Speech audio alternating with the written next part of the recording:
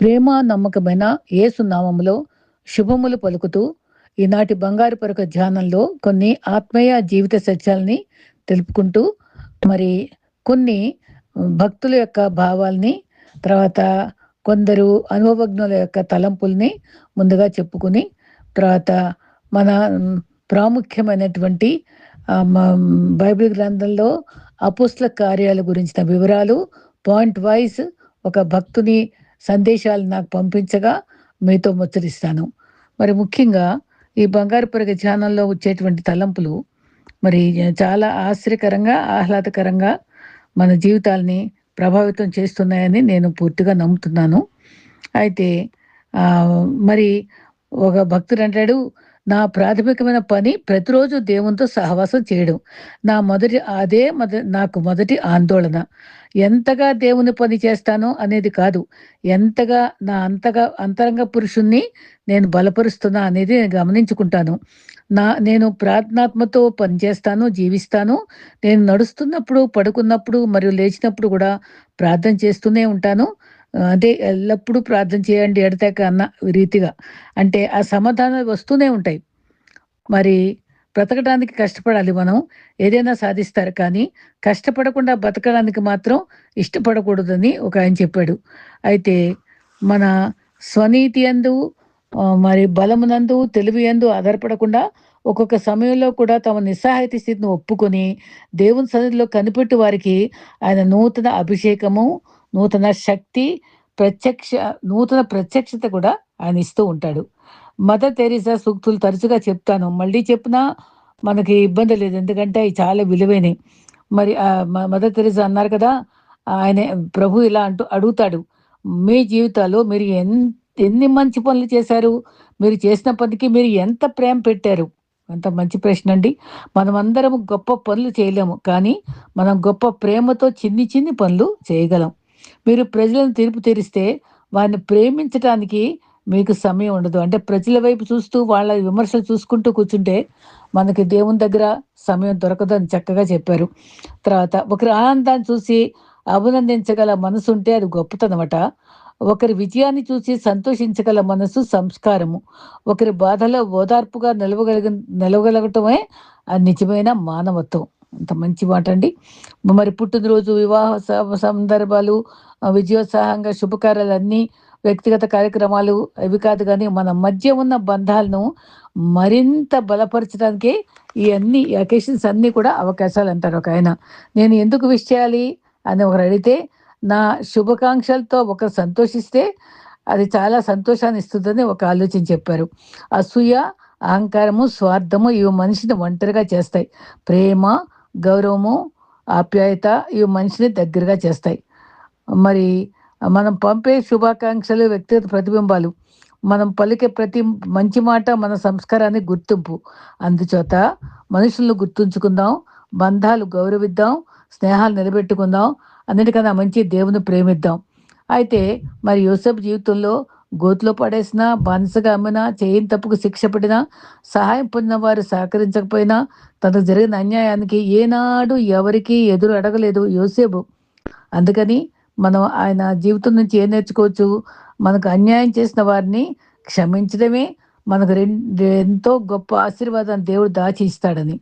మరియు యెషయా 66లో కూడా చెప్పబడిన రీతిగా తల్లి కన్నా, తండ్రి కన్నా మరి ప్రేమించడం, లాలించడం మనం చేసే ఈ ఇహలోక అమ్మానాన్నలు ఎలా ఉంటారు అంటే, ఈ లోకంలో తన కష్టాన్ని, కన్నీళ్లను అత్యంత రహస్యంగా దాచగలిగే ఒకే ఒక వ్యక్తి నాన్న. అమ్మ ప్రేమను కళ్ళకు కనిపిస్తుంది. ఆ నాన్న ప్రేమ మనం ఎదిగిన భవిష్యత్తులో కనిపిస్తుంది. తన కోరికలు చంపుకొని మన కళ్ళ కోసం బతికే నిస్వార్థమైన ప్రాణానికి మరి ఫాదర్స్ డే చెప్పుకున్నాం కదా! నిజంగా అమ్మ మించి, నాన్న మించినటువంటి ప్రేమ చూపించే దేవుణ్ణి మనం నమ్ముకుందాం. విశ్వాసంలో బలంగా ఉన్న క్రైస్తవులు దేవుడు వారి జీవితంలోకి ఏదైనా అనుమతిస్తే మరి వాటిని అది అంగీకరిస్తూ ఎదుగుతూనే ఉంటాం. బిల్లీ గ్రాహం గారే అన్నారు ఆ మాట. అయితే మరి నిన్న కొన్ని సూక్తులు చెప్పుకున్నాం కదా! మంచి సూక్తులు. మరి రాతో చెప్పుకున్నయి మొదలెడతాను. రహస్యంగా రాలిన రక్తమే రక్షణకు రుసుము. రోజు రుద్దిన రాయి అంటే సానబెట్టిన రాయి రత్నంలాగా రాణిస్తుంది. రోషం రగిలితే సంబంధాలు రాలిపోతాయి. రక్షకునిపై రూఢిగా నిలిచినవాడు రాలిపోడు. వాక్యం విన్నవాడు వివేకం పొందుతాడు. విశ్వాసం విజయానికి వంతెన. వినయము విలువను పెంచుతుంది. విత్తనం వృద్ధిగా ఫలిస్తుంది. వృధా వాగ్దానాలు విలువను వదిలేస్తాయి. క్రైస్తవ బోధనలు అనుకూలంగా కృప కాపాడుతుంది, కర్మ కాదు. ప్రార్థన పరాజయాన్ని పరిపక్వతగా మార్చగలదు. వాక్య విత్తితే విశ్వాసము విరసిస్తుంది. దేవుని దయ దోషిని దత్తపుత్రునిగా చేస్తుంది. శిలువ సిగ్గు కాదు, సజీవ నిరీక్షణ. పశ్చాత్తాపం పాపిని పరలోకానికి పరిచయం చేస్తుంది. క్రీస్తు క్షమ కఠిన హృదయాలను కరిగిస్తుంది. సువార్త మరి మరి సేవకునిగా మారుస్తుంది. మరి జ్ఞాపక శక్తి సులభమైంది. చిన్న చుక్కలు చెరువు అవుతాయి, నీటి బిందువులు. మంచి మిత్రుడు మేలైన మద్దతు. దయా దూరాలను దయగల మనసు దూరాలను దగ్గర చేస్తుంది. ప్రేమ పగను పరదోలుతుంది. సత్యము శాశ్వతం, సాకు తాత్కాలికం. కోపం కాలుస్తుంది, క్షమ కాపాడుతుంది. నమ్మకం నెమ్మదిగా పెరుగుతుంది, నిమిషంలో నశిస్తుంది.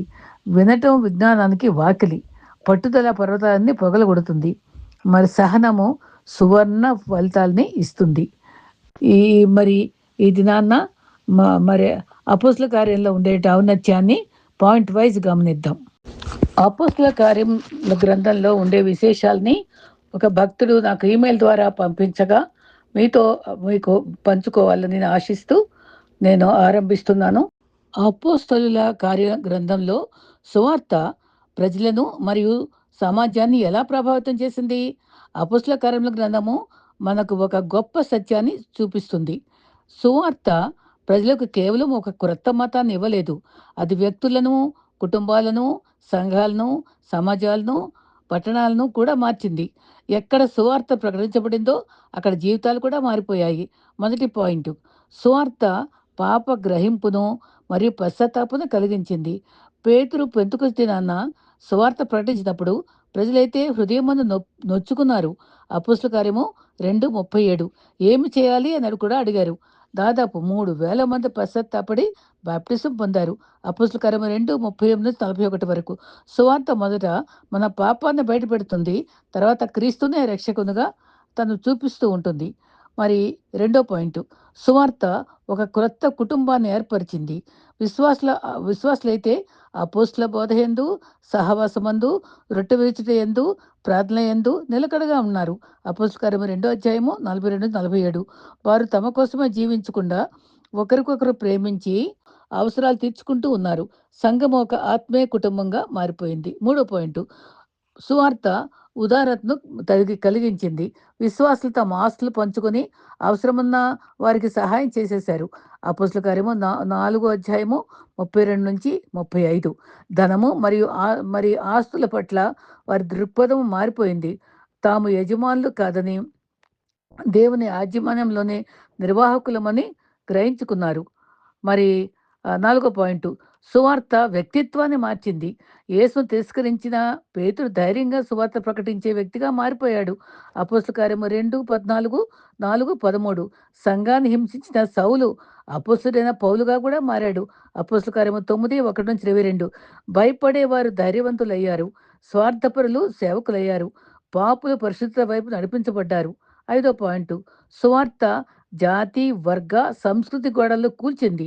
యూదులు, సమరయులు, అన్యజనులు, ధనవంతులు, పేదలు, పురుషులు, స్త్రీలు అందరూ క్రీస్తులో ఒకే కుటుంబంగా కలిశారు. తర్వాత 6వ పాయింట్గా, సువార్త హింస మధ్యలో కూడా వ్యాపించింది. మరి హింస సువార్తను ఆపలేకపోయింది. యెరూషలేములో హింస వచ్చినప్పుడు విశ్వాసులు చెదిరిపోయి ఎక్కడికి వెళ్ళినా సువార్త ప్రకటిస్తూనే ఉన్నారు. అపోస్తల కార్యం 8:1-4 వరకు. సైతాను ఆపాలని ప్రయత్నించింది కానీ దేవుడు వ్యాప్తి చేయడానికి మరి ఆ రకంగా దేవుడు మరి దాన్ని అరికట్టడానికి ఉపయోగించుకున్నారు. 7, మరి సువార్త విగ్రహారాధనకి మరి తప్పుడు విశ్వాసాలను సవాల్ చేసింది. విగ్రహం పూజ చేయడం తప్పని అది బోధల్ని వారు ఖండించి చెప్పారు. మరి ఎఫెసులో మాంత్రిక విద్యలను అనుసరించిన అనేక మంది తమ మంత్రగ్రంథాలు కూడా బహిరంగంగా కాల్చివేశారు. అపోస్తల కార్యం 19, 18-20 వరకు. ప్రజలు విగ్రహాన్ని విడిచి సజీవ దేవుని వైపు తిరిగారు. మరి తర్వాత 8వ పాయింటు, సువార్త సమాజంలోని ఆర్థిక మరి ఆహ్, ఆర్థిక వ్యవస్థపై ఈ ప్రభావం కూడా చూపించింది. ఎఫెస్‌లో విగ్రహాలు తయారు చేసి అమ్ముకునే వారి వ్యాపారం బాగా దెబ్బతింది. అపోస్తల కార్యం 19, 23-27. హృదయాలు మారినప్పుడు వ్యాపారాలు, సంస్కృతి, సామాజిక అలవాట్లు కూడా మారిపోవచ్చు. 9, సువార్త నిజమైన ఆనందాన్ని తెచ్చింది. ఇథియోపియా నపుంసకుడు విశ్వసించిన తర్వాత సంతోషంతో తన మార్గాన వెళ్ళిపోయాడు కదా! అపోస్తల కార్యము 8:39. ఫిలిప్పీ చెరసాల అధికారి తన కుటుంబంతో కూడా దేవుని యందు విశ్వాసముంచి ఆనందించాడు. అపోస్తల కార్యం 16:34. పాప క్షమాపణ, దేవునితో సమాధానము, మరి నిత్య జీవ నిరీక్షణ నిజమైనటువంటి ఆనందాన్ని ఇస్తాయి. మరి 10వ పాయింట్‌గా సువార్త ప్రజలను సాక్షులుగా మార్చింది. మరి విశ్వాసులు మౌనంగా ఉండలేకపోయారు. మేము చూచిన వాటిని, వినిన వాటిని చెప్పకుండా ఉండలేమన్నారు. అపోస్తల కార్యము 4:20. సాధారణ మనుషులు ప్రభావితమైన సాక్షులయ్యారు. 11వ పాయింటు, సువార్త పట్టణాలను కదిలించింది. తెస్సలోనియలో ప్రజలు ఇలా ఫిర్యాదు చేశారు. మరి లోకంలో మరి అల్లకల్లోల పరిచిన వారు ఇక్కడికి వచ్చారు అని వాళ్ళని అన్నారనమాట. అపోస్తల కార్యం 17:6. సువార్త ప్రజల విలువలను, జీవన విధానాన్ని, ఆలోచనలను సవాల్ చేసింది. మరి 12వ పాయింటు, సువార్త స్థానిక సంఘాలను స్థాపించింది. క్రొత్త విశ్వాసులను సంఘాలలో చేర్చి, వారికి బోధించి, శిష్యులుగా తీర్చిదిద్ది, మరి పెద్దలను కూడా నియమించారు. అపోస్తల కార్యం 14, 21, 23. మరి లక్ష్యం కేవలం వ్యక్తిగత రక్షణ కాదు, ఆరోగ్యకరమైన సంఘాల స్థాపన. సువార్తతో అనుసంధానం చేయాలి. అపోస్తల కార్య గ్రంథంలో కనిపించే ఈ చక్కని అద్భుతమైన తలంపుల్ని మనం ధ్యానించుకొని, మనం మరి నేటి సంఘాల్లో కూడా మరి అటువంటి మరి బోధ, మరి వాక్యమందు, ప్రార్థనయందు, సహవాసమందు, రొట్టె విడిచియందు ఎడతెగక ఉండేటువంటి మరి సమాజంలో కూడుట మానకాన్ని గుర్తుపెట్టుకుంటూ మనం అందరం కూడా ఆత్మలో ఎదుగుతూ నిత్యత్వం వరకు కనిపెడుతూ ప్రభు ప్రేమలో సాగిపోదాం. అట్టి కృప మనకు ప్రభు అనుగ్రహించుగాక. ఆమేన్.